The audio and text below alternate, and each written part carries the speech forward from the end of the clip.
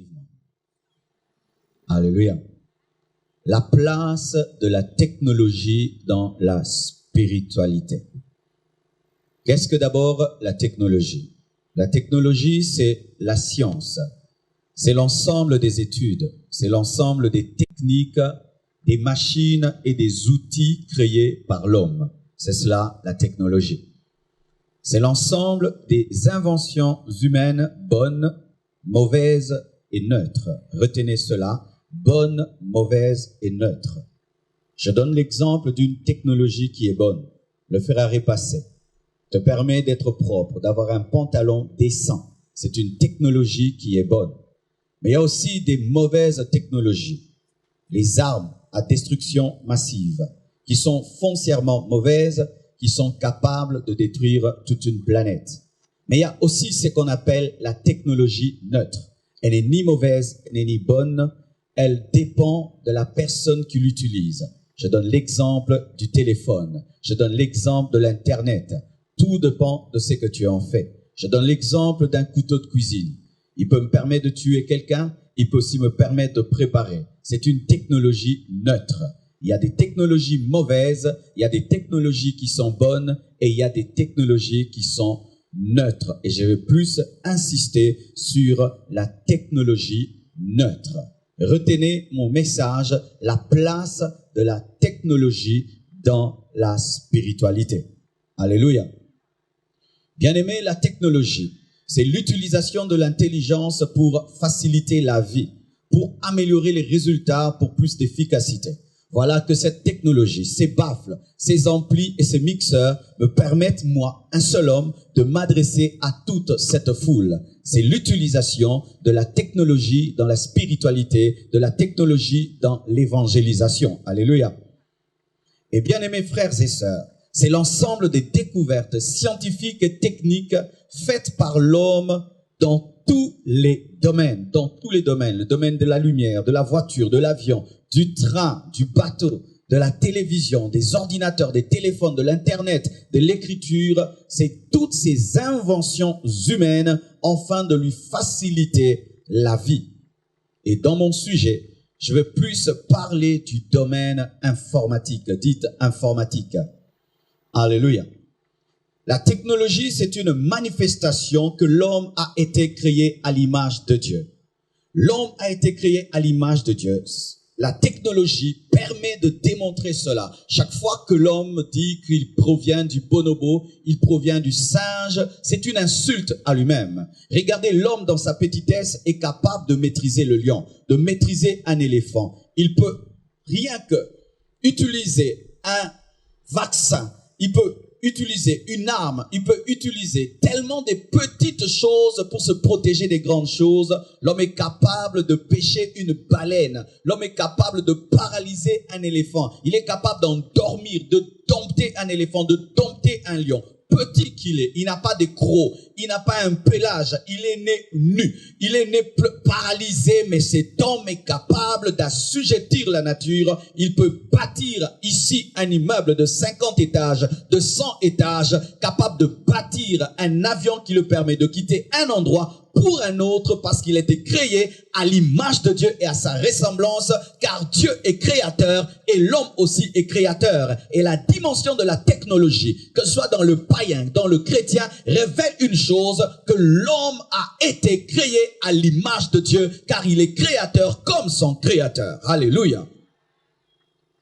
Bien-aimés frères et sœurs, lorsque Dieu a dit à l'homme d'assujettir la terre, de dominer, il parlait de la technologie. C'est par la technologie que l'homme peut assujettir la terre et dominer la terre, qui peut bâtir des ponts, qui peut se protéger du soleil, qui peut se protéger des choses et qu'il peut conquérir la terre que Dieu lui a donnée. Mais lorsque l'homme est tombé et qu'il a été déchu, même son intelligence a été déchue et cet homme a commencé à utiliser cette capacité de dominer et d'assujettir pour détruire la terre. C'est ainsi que l'homme maintenant crée des choses qui trouvent la couche d'ozone, qui crée la pollution, qui est en train de ravager la faune, la flore. L'homme déchu utilise cette capacité que Dieu lui donne pour assujettir et il détruit son environnement. Bien-aimés frères et sœurs, que tu sois chrétien, que tu sois païen, Dieu a mis cela en toi. Mais je suis venu parler aux chrétiens pour que vous compreniez aujourd'hui la place de la technologie, de cette capacité que Dieu vous a donnée d'assujettir votre environnement dans l'évangélisation, dans la prédication, dans le salut des âmes, dans la croissance spirituelle, dans la connaissance des choses de Dieu et dans la profondeur spirituelle. Alléluia.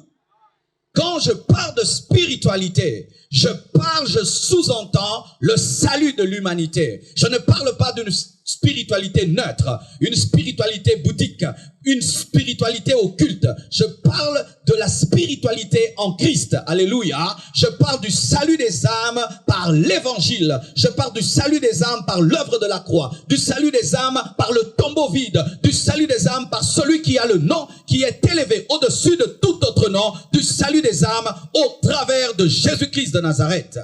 Lorsque je parle de spiritualité, je parle de ta croissance en Christ, de ton développement en Christ, de ton approfondissement en Christ, comment tu peux utiliser la technologie pour t'approfondir, pour grandir, pour prêcher, pour sauver les âmes, pour suivre des âmes et pour permettre à l'humanité tout entière de recevoir l'évangile de Christ. Mais je viens de vous lire le passage qui parle de la chute de Caïn et qui parle de sa descendance. Lorsque Dieu crée l'homme, Adam et Ève, il les crée en face de quelqu'un qui était déchu, Satan.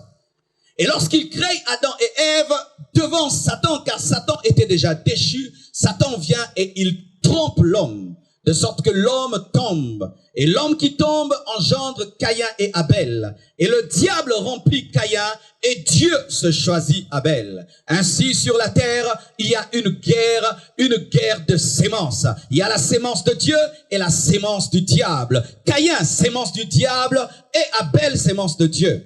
Et lorsque je dis que Caïn est la sémence du diable, je ne dis pas que Caïn a été prédestiné à être la sémence du diable, car Dieu ne prédestine aucun homme à appartenir au diable. Ce sont les hommes qui choisissent. Mais je parle de Caïn comme étant un homme qui a ouvert la porte au diable dans son âme pour être son serviteur. Alléluia.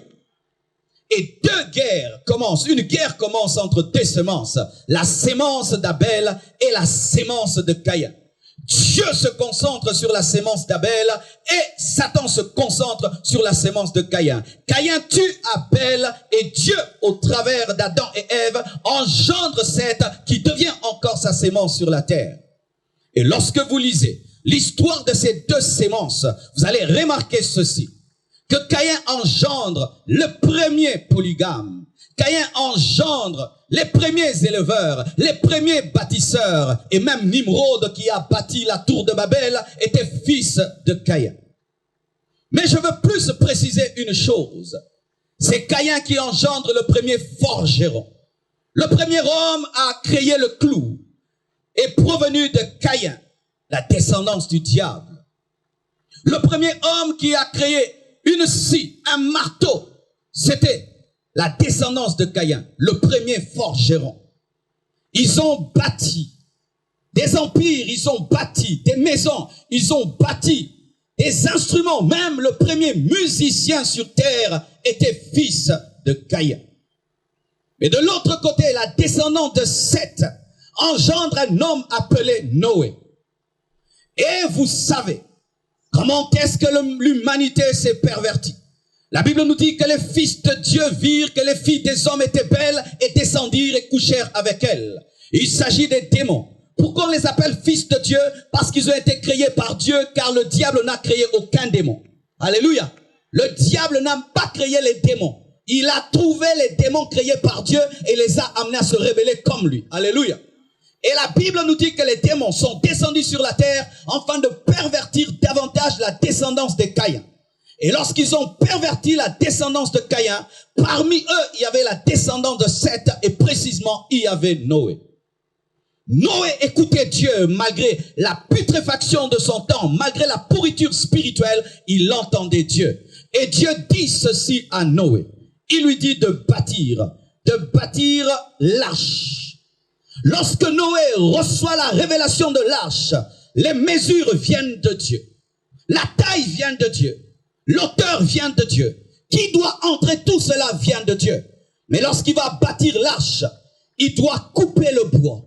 Il doit mettre ensemble le bois. Et qu'est-ce qu'il a utilisé pour couper le bois? Il a utilisé la scie. La scie a été construite par qui? Pas par la descendance de Seth, mais par la descendance des fils de Caïn. Il a récupéré la technologie des fils de Caïn pour bâtir l'arche qui était la technologie de Dieu. Il a utilisé le marteau bâti par les fils de Caïn. Il a utilisé les clous bâtis par les fils de Caïn afin de bâtir l'arche. Bien-aimés frères et sœurs, il n'a pas dit c'est sale, c'est impur, je ne peux utiliser cela, mais il a utilisé ce que les fils de Caïn avaient fait parce que c'était neutre. Le clou est neutre, la scie est neutre, le marteau est neutre. Nous n'allons pas refuser de monter dans les avions parce que c'est fait par des occultistes.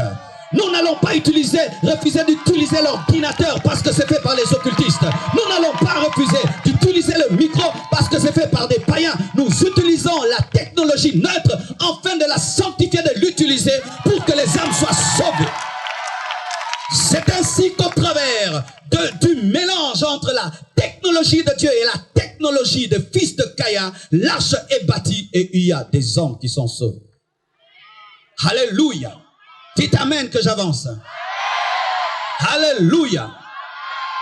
Et vous allez voir cela. Lorsque les Philistins ont pris l'arche de Dieu, ils l'ont amené où? Ils l'ont amené dans la maison de Dagon. Mais l'arche de Dieu est restée l'arche de Dieu même si elle était dans la maison de Dagon. Bien-aimés frères et sœurs, n'ayez pas peur de faire certaines choses car Dieu est avec vous. Alléluia. Et il est possible que tu entres dans l'architecture de Dagon mais tu restes l'arche de Dieu.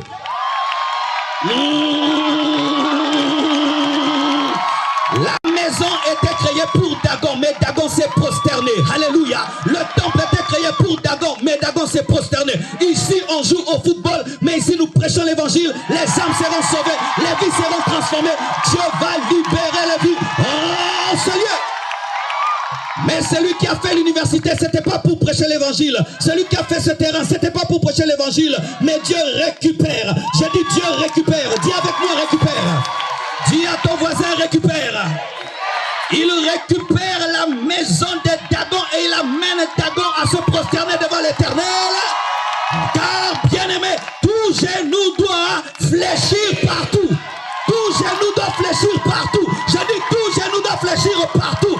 Tout genou doit fléchir partout. Alléluia.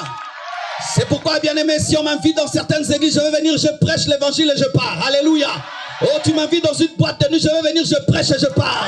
Ah oui. Jésus est venu comme la lumière dans les ténèbres. Il n'est pas venu comme la lumière dans la lumière. Il est venu comme la lumière dans les ténèbres.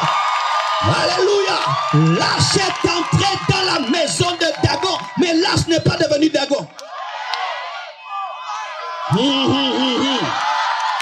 Dis à ton voisin, c'est le temps d'influencer notre génération. C'est le temps d'influencer notre monde. Dis à ton voisin, dis-le. Et voyez ceci. Lorsque Aman, parce que je suppose que tu connais la parole, vous allez donner les offrandes après. Enlevez les paniers. Amen. Hein? J'ai besoin de ton cœur, pas de tes 500 francs. Mettez ça de côté. Enlevez ça, s'il vous plaît. Parce qu'au Congo, c'est ça le problème. Vous venez donner les 500 francs. Comprenez d'abord la parole jusqu'à la fin. Vous allez donner après. Alléluia. Oui, comprenez d'abord la parole. D'abord la parole. D'abord la parole et ma bonza après. Alléluia. Voyez Aman. Aman, lorsqu'il fait le poteau, afin de tuer Mardoché. Et que Dieu libère Mardoché de son emprise. Comment Dieu a tué Aman? Il a utilisé le propre poteau. Le propre poteau de Aman contre Aman. C'est que lui bâtissait. C'est que lui construisait. Pour tuer, l'a tué. Et c'est que le diable est en train de faire, d'utiliser la technologie pour pervertir le monde. C'est la même technologie que nous utilisons, afin de le dépiller, afin de sauver les âmes. C'est pourquoi le diable est en train de dire en ces temps de la fin, arrêtez d'utiliser Facebook comme ça. Je n'avais pas fait Facebook pour ça. C'était pour amener l'impudicité. Mais vous commencez à faire la publicité des actions. Bien-aimés frères et sœurs, nous allons utiliser le poteau d'Aman contre lui-même. Nous allons utiliser le poteau d'Aman contre lui-même. Nous allons utiliser la technologie d'Aman contre Aman. Alléluia. Et lorsque tu regardes Jésus, Jésus qui est le modèle, ce qu'il n'a pas fait, l'Église ne peut le faire, car le corps suit la tête. Est-ce que Jésus a utilisé la technologie?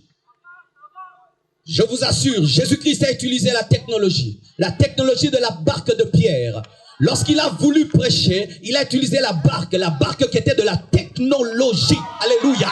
Même si ça n'avait pas le moteur, c'était de la technologie pour surnager sur l'eau. Alléluia. Et il a utilisé la technologie de l'ampli.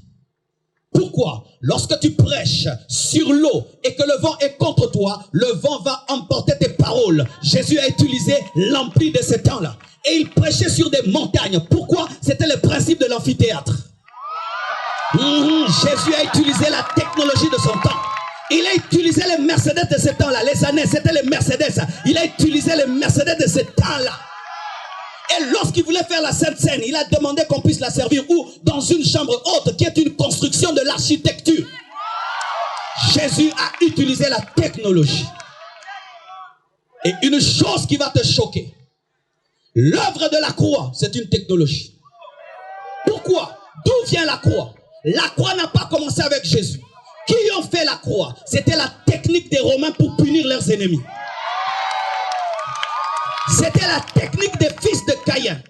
Et lorsque Jésus a été crucifié, qu'est-ce que nous disons? Dans ces meurtrissures, nous avons été guéris. Mais pour qu'il y ait meurtrissure, il faut les clous. Et pour qu'il y ait les clous, il faut Caïn. Tu n'as pas compris.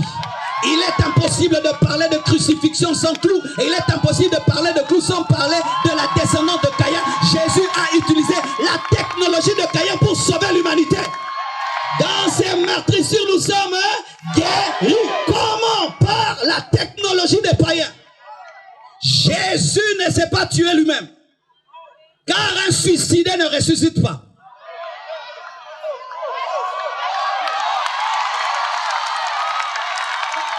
Il a utilisé.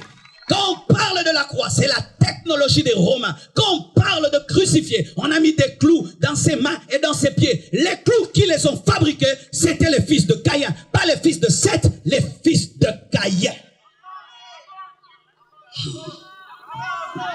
Écoutez ceci, mes frères et sœurs. Là maintenant, j'aimerais davantage vous expliquer. Pourquoi je suis en train de dire fils de Caïn, fils de Caïn? Car Caïn, dès le commencement, était déjà l'ombre de l'Antichrist. Car Abel était l'ombre de Christ et Caïn l'ombre de l'Antichrist. Et voici, tout ce que fait la descendance de Caïn n'a qu'un seul but. Retenez cela. Le plus grand but de la descendance de Caïn, c'est de préparer l'arrivée de l'Antichrist. Et quand vous lisez l'Apocalypse, que nous dit Apocalypse? Lorsque paraîtra l'Antichrist, il demandera au travers du faux prophète que tout le monde puisse porter sa marque de 666 sur la main droite ou sur le front. Lorsque avant nous prêchions ces choses, nous pensions qu'il y aurait un cachet. Mais aujourd'hui, nous, les hommes modernes, nous savons maintenant qu'il ne s'agit pas d'un cachet, mais d'une puce. D'une puce. D'une toute petite puce qu'on peut mettre dans la main et qu'on peut mettre au front. Et les scientifiques ont démontré que ce sont les deux endroits du corps qui ont une température constante qui fera que la puce ne puisse pas s'abîmer à cause des montées et des descentes des températures. Jean, qui n'avait pas existé au temps de la puce, a vu la puce. Quel défi prophétique! Prophète, je te défie. Tu vas te prophétiser l'âge de mon père, l'adresse de mon père. Dis-moi des choses eschatologiques. Nous sommes fatigués des prophètes qui nous disent que ton père s'appelle ceci, ta grand-mère s'appelle ceci, tu choses du 40, tu as porté une culotte. Non, non, non, non, non. Parle-moi du retour de Jésus. Donne-moi des précisions sur le futur. Révèle-moi les choses qui touchent au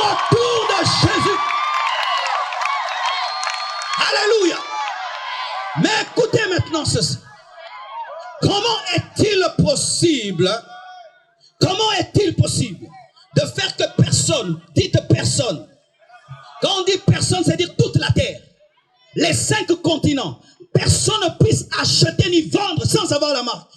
Pour arriver à cela, il faut plusieurs choses. 1, tu dois contrôler le monde entier. Sans cela, si tu n'as pas un système de contrôle mondial, il y a des gens qui vont acheter et vendre sans avoir ta marque. Tu dois contrôler le monde. Et pour arriver à contrôler le monde, tu dois veiller que le monde devienne un. C'est pourquoi vous voyez aujourd'hui, tout va dans le sens de s'unir. D'ici là, bien-aimé, il n'y aura pas 2, 3, 4 passeports. Nous aurons un seul passeport.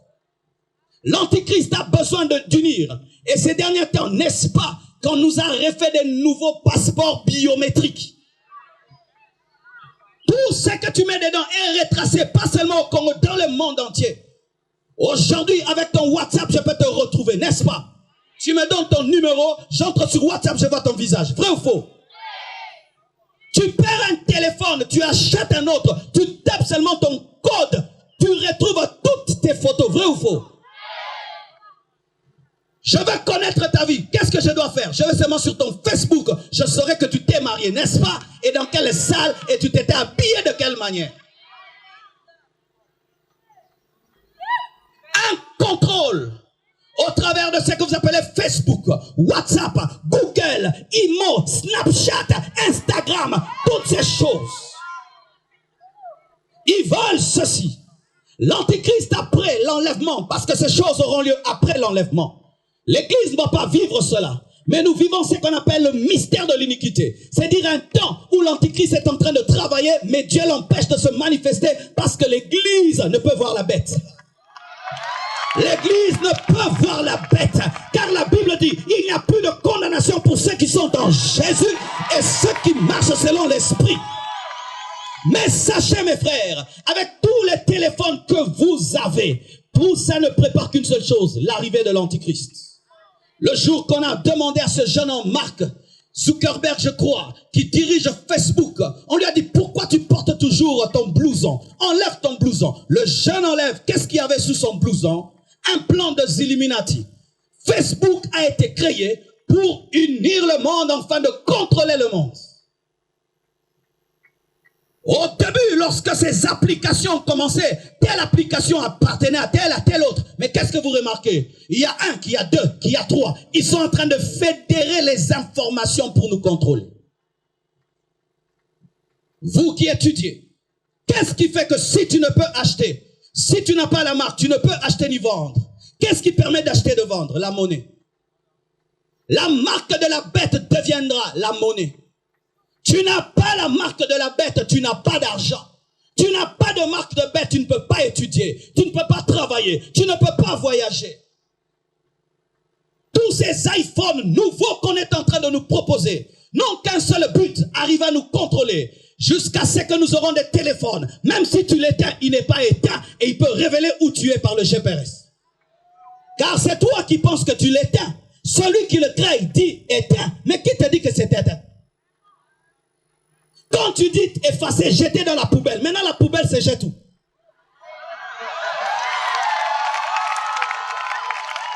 Quand tu effaces des choses, tu les jettes dans la corbeille. Mais la corbeille se jette où? Elle doit se jeter quelque part. Est-ce qu'à cet endroit-là on jette aussi? La corbeille a une corbeille qui ne s'efface jamais. Qui ne s'efface jamais. Pourquoi? Pour contrôler l'humanité. Mes frères et sœurs, la Bible nous dit que le faux prophète arrivera à un niveau où il fera vivre la statue de la bête. En soi, Jean n'avait pas bien vu. Vous savez, il n'a jamais vu une télévision. Et lorsque tu n'as jamais vu une télévision et qu'on te présente une télé, tu vas dire, c'est une statue qui parle. En soi, Jean avait vu la télévision. L'Antichrist va utiliser sérieusement les médias, sérieusement l'ordinateur, sérieusement l'image, sérieusement la télé, sérieusement les réseaux, sérieusement. Ils sont en train de préparer cela. Comme Aman a préparé la mort de Mardoché. Mais il y a une chose qu'ils ne savent pas. C'est que Dieu n'a pas peur d'utiliser l'instrument du diable contre lui-même. Alléluia. Il n'a pas peur d'utiliser l'instrument du diable contre lui-même. C'est pourquoi aujourd'hui, je suis venu surtout parler à vous, étudiants. Les apôtres, lorsqu'ils sont venus et que l'église a commencé, ils ont compris cela. Ils ont utilisé la technologie de leur temps. Comment aujourd'hui nous avons la Bible? Nous avons la Bible parce que les apôtres ont utilisé la technologie de leur temps. Ils ont écrit. Ils ont utilisé le parchemin. Ils ont utilisé l'encre qui était leur technologie. Je vous assure que si l'apôtre Paul existait en notre temps, il aurait un site internet. www.paulministry.com. Alléluia.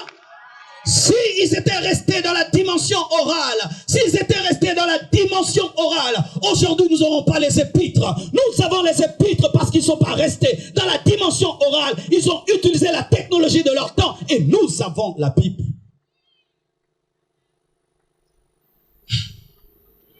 Écoutez maintenant mes frères et sœurs.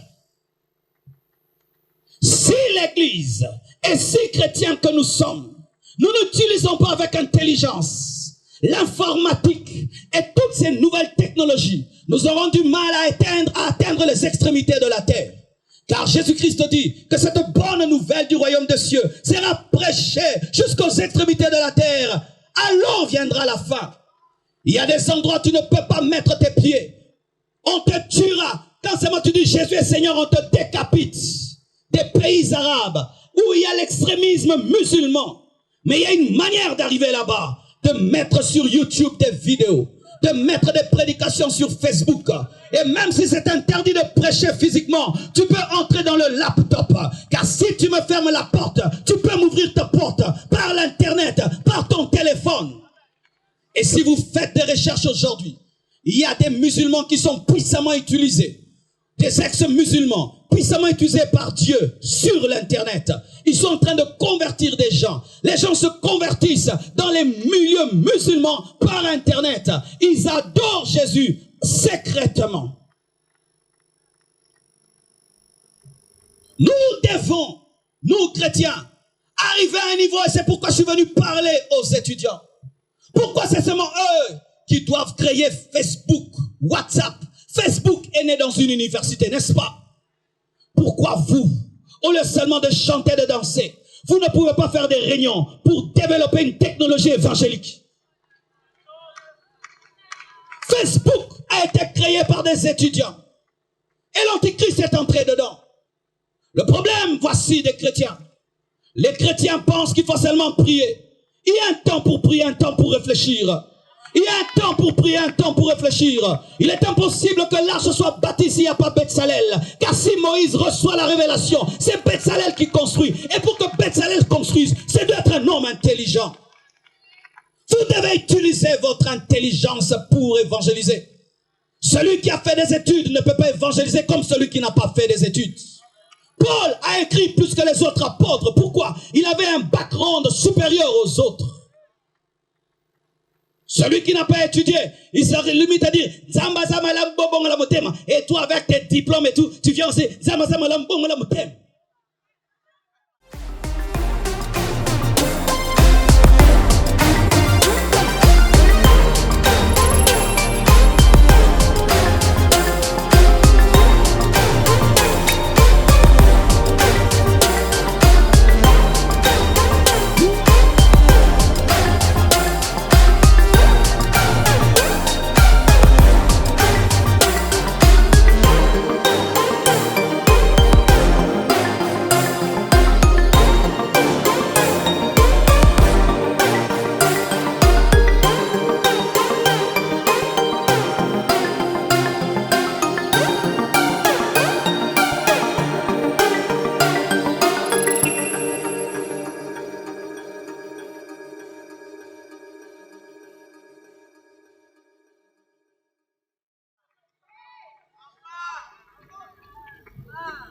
Apprenez, mes frères, à utiliser vos téléphones.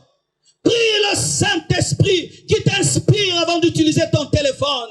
Priez Dieu qui vous donne des nouvelles techniques d'évangélisation. Nous avons tous des téléphones, mais qu'est-ce que nous en faisons? Nous avons des ordinateurs, qu'est-ce que nous en faisons? La plupart des chrétiens, lorsqu'ils vont sur Internet, ils sont sous l'emprise des démons qui sont sur Internet. Il est distrait comme tout le monde, en train de montrer son visage. Je n'ai que faire de ton beau visage, ça ne peut pas m'amener à la conversion. Montrant des sœurs qui montrent leurs seins, qui montrent leurs courbes. Des sœurs qui vont sur Internet pour chercher des maris. Au lieu d'évangéliser, vous allez vous montrer là-bas, montrer vos poitrines et tout le reste. Des hommes qui vont sur Internet, des frères, pour montrer les chaussures, montrer des cravates. Est-ce que toi tu es un sapin? Alors se faire voir, montrer sa montre, montrer ceci. Des bêtises et des bêtises. Le diable est sérieux sur Internet. Il peut initier quelqu'un à l'occultisme rien que sur Internet. Tu ne vas même pas dans une loge. Rien que sur Internet, tu peux devenir magicien occultiste. Mais les chrétiens vont sur Internet pour montrer leurs chaussures, pour dire lol, lol, j'aime, lol, j'aime, Dis à ton voisin bêtise. Tu es en train de perdre tes mégabytes et tes gigas. Si tu n'as que faire de cela, donne-moi ça, donne-moi ça, donne-moi ça, donne-moi tes gigas et tes mégabytes. En train que de partager des bêtises. Tu ne peux pas partager une vidéo de prédication, mais tu vas partager des choses qui font rire, des blagues et des blagues et des blagues. Est-ce que tu es un gadiadia? Allez prêcher sur Internet. Dites que Jésus est Seigneur, qu'il est le chemin, la vérité et la vie. Parlez de Jésus par des vidéos, par des chansons, par des images, par des écrits. Parlez. Le diable met la pornographie, met des prédications. Il met la musique mondaine, nous mettons la musique chrétienne. Il montre des filles nues, nous montrons qu'avec Jésus on peut être chaste. N'allez pas sur Internet pour commencer à critiquer les gens, à regarder la vie des autres et faire des commentaires comme des sorciers. Allez travailler, car si tu entres dans la maison de Dagon, mais il y a la sémence de Dagon en toi, tu ne sortiras pas. C'est alors que beaucoup de chrétiens, ne sachant pas cela, bien aimé, lorsque un homme est dans la franc-maçonnerie et qui commence un site Internet, il invoque les démons sur ce site. Il demande aux démons de toucher les gens qui sont dessus. Facebook, WhatsApp et tout ce reste. Et maintenant, quand toi tu entres et tu es distrait, tu attrapes des démons. C'est ainsi que vos vies sont détruites sur Internet. La spiritualité devait grandir par la technologie, mais la technologie est en train de détruire vos vies. Si je vous disais de me donner vos téléphones maintenant, qu'est-ce qu'il y a dedans? Si nous devons entrer dans les images qu'il y a dans ton téléphone, qu'est-ce qu'il y a dedans? Les vidéos qu'il y a dedans, qu'est-ce qu'il y a dedans? La pornographie, la pornographie, la pornographie, et tu es dans la masturbation, matin, midi, soir. Oh Dieu, pardonne-moi. Sois libéré de la pornographie, sois libéré de la masturbation, sois libéré de cela. Perdons ton temps qu'à draguer les hommes, draguer les femmes, draguer les hommes, draguer les femmes. Vous vous montrez vos nudités sur Internet, vous montrez vos corps sur Internet, vous envoyez des photos bizarres sur Internet. Tu entres dans la maison de Dagon, mais tu t'amuses. Jésus-Christ a dit, le prince de ce monde vient, mais il n'y a rien de lui en moi. Lorsqu'il est entré dans ce monde, il n'y avait rien de lui du prince de ce monde. Et lorsque tu combats celui qui est maître de la technologie, il faut qu'il n'y ait rien de lui en toi. Je vous assure, mes frères et sœurs, il est possible en ce temps de la fin, si vous apprenez à être rempli de l'esprit, même quand vous êtes sur Internet, de gagner ce monde pour Jésus. Il est possible en ce temps de la fin de gagner ce monde pour Jésus. Je peux vous donner un petit témoignage. Il y a un temps, je mets des prédications sur YouTube et les gens suivent dans le monde entier. Et je viens d'un pays, la Martinique. Je n'ai jamais mis mes pieds là-bas. Et quand je suis arrivé, on m'a même empêché de mettre une affiche. On n'a même pas mis une seule affiche en Martinique. Mais le stade s'est rempli. Comment? Technologie. La technologie. Je suis entré dans leur téléphone. Je suis entré dans leur télévision. Je leur ai prêché des années et des années et des années, mais au travers des réseaux. Frères et sœurs, le temps de la fin est proche. Jésus revient bientôt. Et Dieu nous a donné une manière tellement facile de rentrer pour lui une grande moisson. Rien qu'un téléphone. Avec un téléphone, tu peux avoir 300 000 abonnés. 300 000 personnes qui suivent tout ce que tu écris, tout ce que tu postes. Tu es comme quelqu'un qui est une église de 300 000 personnes. Mais avec un téléphone. Mais ton téléphone, qu'est-ce qu'il fait? Il fait que draguer les femmes, draguer les hommes, arracher les maris d'autrui, demander de l'argent, cochina, cochina, cochina, cochina, tindelanga, kabelanga, tindelanga. Depuis que tu as eu ce téléphone, ta vie est pourrie, anéantie. Plus c'est perfectionné, plus tes péchés sont perfectionnés. Tu as le péché, le Samsung 3, tu as 3 péchés. Samsung 4, 4 péchés. S4, S7, 7 copains. Plus les S s'ajoutent, tu ajoutes aussi être sexy. Je sais ce que je dis. Vous voyez ici, ça pouvait se remplir si chacun de vous avait seulement dit, je serai à UPenn à 12 heures. Tout le monde viendrait ici. Mais qu'est-ce qui se passe? Le matin, tu as utilisé ton téléphone pour ceci, cela. Mais tu n'as même pas dit aux gens qu'il y aurait évangélisation. Mais les païens, lorsqu'il y a un concert, quand il y a un concert, Boya, Togozala, Togokufa, Boya, grand prêtre. Comment vous utilisez? C'est rare que tu puisses évangéliser. C'est rare même que tu puisses partager même la vidéo de ton propre pasteur. Mais pour un homme qui est spirituel, je t'assure, ça te fait grandir. La technologie m'a aidé à grandir. Quand je prépare mon culte, et je veux seulement écouter TD Jakes, j'écoute TD Jakes. Et je quitte les États-Unis, j'entre, je vais aux Bahamas, j'écoute un autre.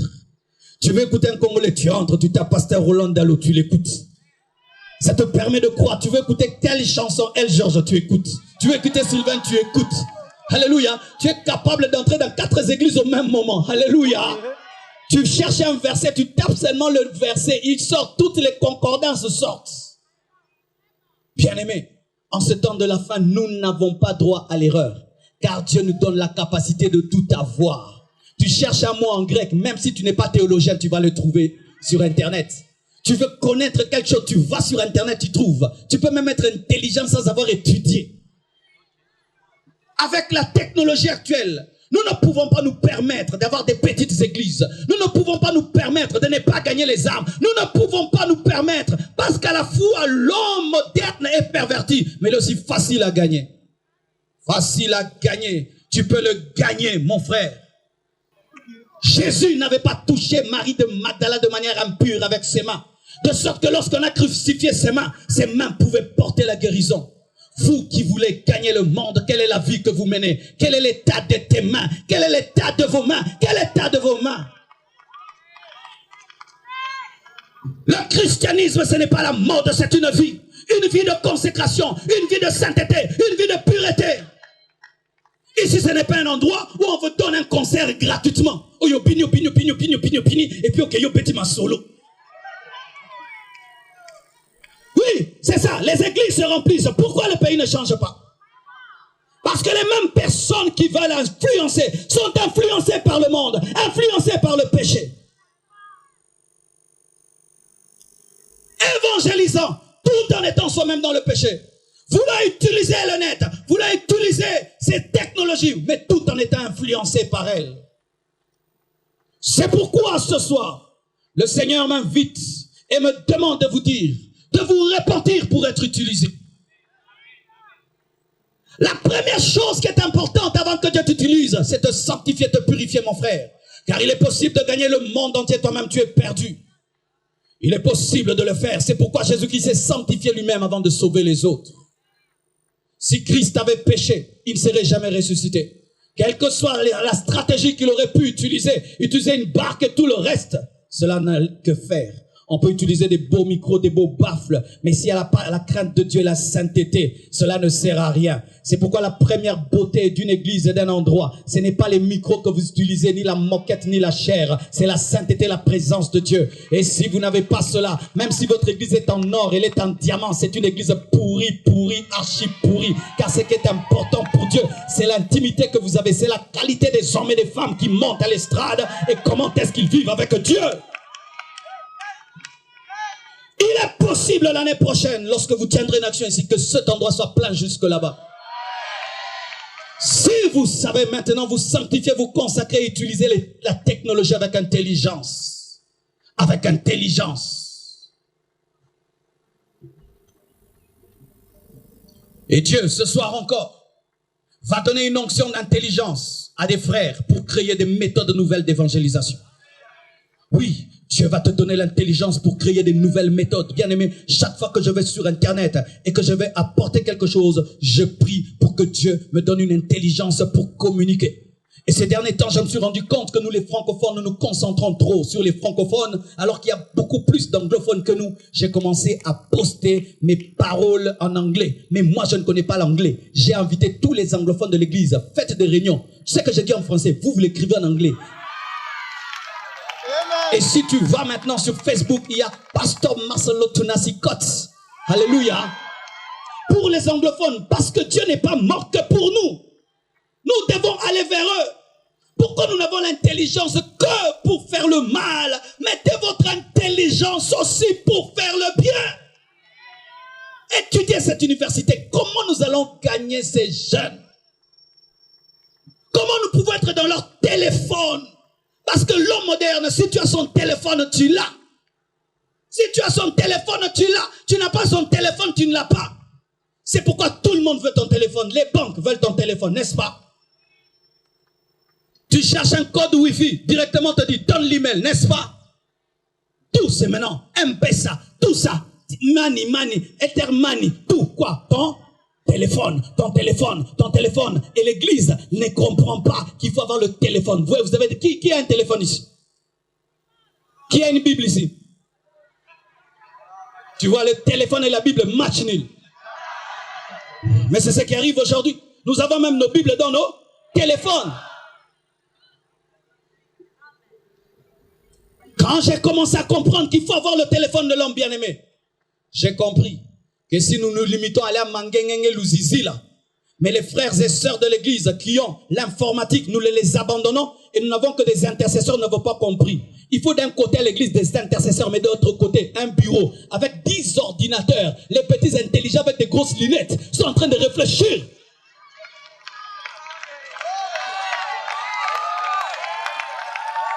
Et je vous assure, Dieu va susciter une telle génération. Des génies de l'évangélisation.